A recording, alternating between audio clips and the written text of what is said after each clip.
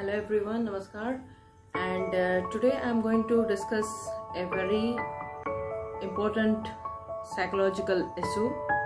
And yes, welcome to the journey towards the best version of self series. Today we are going to talk about psychological freedom. You may have achieved a lot of success, and you may have achieved a lot of money, name, fame, but if you do not have psychological freedom, that is freedom from your own thoughts, freedom from what you are thinking that others are thinking about me or what you are thinking about yourself, then you cannot be happy. Psychological freedom comprises of three levels according to me. Those three levels are: the first level is what you are thinking that others are thinking about me. This is the very first step, and most of 90% of people are stuck at this level itself. Most of their times are spent by thinking that what other people are thinking about me. So the first level of psychological freedom is you have to get out of this trap of what people are thinking about me. That is, in terms of Sandeep Maheshwari, सबसे बड़ा रोग क्या कहेंगे लोग. So in my late 20s I realized that this is the biggest trap that anyone can fall into. So I was very lucky that I got out of that trap in my late 20s. So in many areas of life I got free out of the trap, and I was quite successful, and I was free from many mental burden. A lot of people sacrifice a lot of their happiness, a lot of their time, a lot of part of their life that they can enjoy. Like for example, in India, many people, specifically some gender related issues, like a boy wants to sit with a girl at a particular park or in a particular public place, but he thinks that अरे यार लोग क्या कहेंगे. Then he avoids that particular person, thinking that what the other people will say. So this kind of issues are very common. He or she wants to talk to a particular person in the class, but he thinks what other people will say, whether they will pass any comment. So then he or she starts avoiding that particular person. So an opportunity of a friendship or any other bonding is lost just because what other people will say. Similarly, in family or in any other situation, just because what other people will say, we lose many important opportunities. Also in career or in any other areas, we lose many important opportunities just for the sake of what other people will think or say. So this is, we all understand how much we lose for the sake of what others will say. This is level 1. We immediately need to act upon level 1, that what others will say, we need to stop thinking what others will say.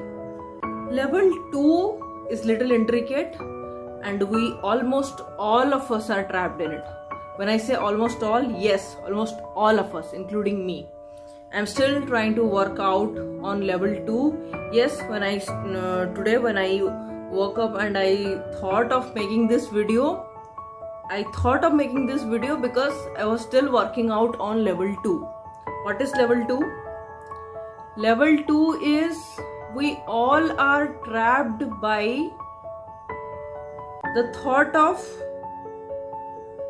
that what our loved ones are thinking about us, what my mother, father are thinking about us, what our partners are thinking about us. Most of us, our troubles in our relationships are that what our partners are thinking about us. A wife is always troubled that my husband, what he is thinking about me, whether my husband is giving more importance to his mother than me, whether my husband is not thinking good of me, whether my husband is feeling bad about me. Similarly, the husband is thinking so about the wife. And in boyfriend-girlfriend relationships, The boyfriend is thinking whether the girlfriend is giving more importance to the ex. So we are trapped by what the other person is thinking. So we need to work upon this, that what the other person is thinking depends on a lot of other factors other than us. What the other person is thinking is a big psychological system. It depends on where he is born, what kind of genetics he has, what kind of psychosocial factors he had right from the beginning, what kind of rearing he had, what kind of values his parents had, what kind of social structure he had, what kind of schooling he had, what kind of traumas he had, right? What kind of past issues he had, what kind of resilience he had developed over a long period of time, right? So there are a lot of factors involved on how a particular person is thinking. It is not you who is deciding how a particular person is thinking. So if you are thinking on a narrow basis that why the person is thinking like that, if you are searching for answers that why the person is thinking like that about me, then you are just, getting yourself trapped more and more. I think 90% of the issues in a relationships are because of this. Why the person is thinking this and why the person is telling me this. जो maximum झगड़े होते हैं, जो 90% झगड़े होते हैं, वो इसी बात पे होते हैं, तुमने ऐसा क्यों बोला, तुमने ऐसा क्यों बोला, right? So this is the second level that we need to work upon. We need to stop searching answers because the answers are multifactorial. So we need to, the answers are multifactorial, and the answers are very, very deep into the human psychology. So we need to stop seeking and digging the answers, and you need to start as accepting that it has a multifactorial basis, multifactorial psychological basis. And even if we have a lot of craving for the answer, you need to sit calmly and then discuss it, negotiate it. Recently I got a case of depression when the lady was saying that my husband is not that affectionate, my husband is doesn't respond to me very affectionately, he is very rude to me, and I don't need anything from my husband, I just need a warm affectionate response. So what we need is, it is not very easy to turn the response of the husband into a warm affectionate one.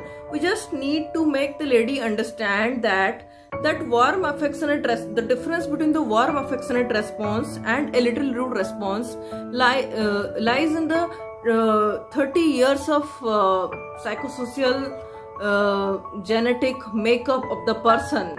It needs a little understanding on the part of the wife that how that person has been through those 30 years.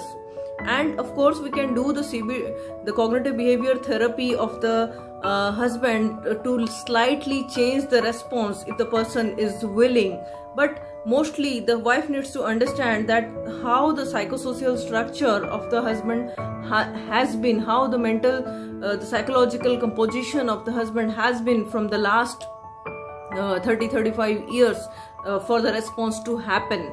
So that little background understanding should happen. So this is the second level of psychological freedom. But if we can develop these two levels of freedom, the first level, that what other people are thinking about me, if that level of freedom, and the second level of freedom is what my closed ones are thinking about me. If you can get free of that what my close people are thinking about me, what my father, mother are thinking about me, what my partners are thinking about me, if you can get free of that, believe me, you will have a very happy and peaceful life. But it is very difficult to be free of that thing. Even I am telling it, but even still I am working on it. Even I have seen my close relative, one of my close relatives wanted a good job in Dubai, but because father mother did not wanted, so he could not take it. So one good opportunity was lost because he was concerned that what parents will think. So many good opportunities of interaction and many good opportunities of Jobs are lost because we are so concerned that what our close, near and dear ones are thinking about us. I am not saying that we should be least bothered about what our near and dear ones are thinking about us, but yes, we should always try to strike a balance. And now the most interesting one, and the third one, the third level of psychological freedom, of course, the one that only the saints and sages have been able to attain. And of course, if you are able to reach till that, nobody and nothing and no external circumstances can make you sad. So what is the third one? Third one is psychological freedom from your own thoughts. I am not bothered by whatever I am thinking about myself or whatever my mind is telling about myself. If I am not bothered by that also, that is the third and most ultimate level of psychological freedom. Suppose my mind is telling me that I am lazy, I am not doing anything today. If I am not bothered about that, because not everything that your mind is telling is correct. Suppose my mind is judging today that person is not good, that person is not doing right, because your mind judges on the basis of your psychological makeup, on the basis of what your psychosocial biological structure is. So if you are born in this country, this house, if you are born in India in a particular house with a particular set of parents, your thinking is this. If you are born in another country, your thinking is something else. If you are born in another house, your thinking is something else. So do not accept that your thinking is an absolute thing. It is very relative. It need not be right. Your thinking varies according to your biology, according to your social structure. So if you can accept that your thinking is not an absolute thing, it is very variable. So if you are not affected by your thinking itself, suppose my mind is saying that this person is not right, if I accept that I might be wrong, if you have that level of insight, that level of psychological freedom, that if you are free from even your own thoughts, then that is the third and most ultimate level of psychological freedom. So if you can work on the second and third level of freedom, if you are not affected by what other people are thinking about you, and what your near and dear ones, your father, mother and your partner is thinking about you, and third, what you yourself are thinking about you, then you can surely have a very happy and peaceful life. And at the end of the day, that is what matters, and that is what is an ultimate requirement for your mental health. Thank you.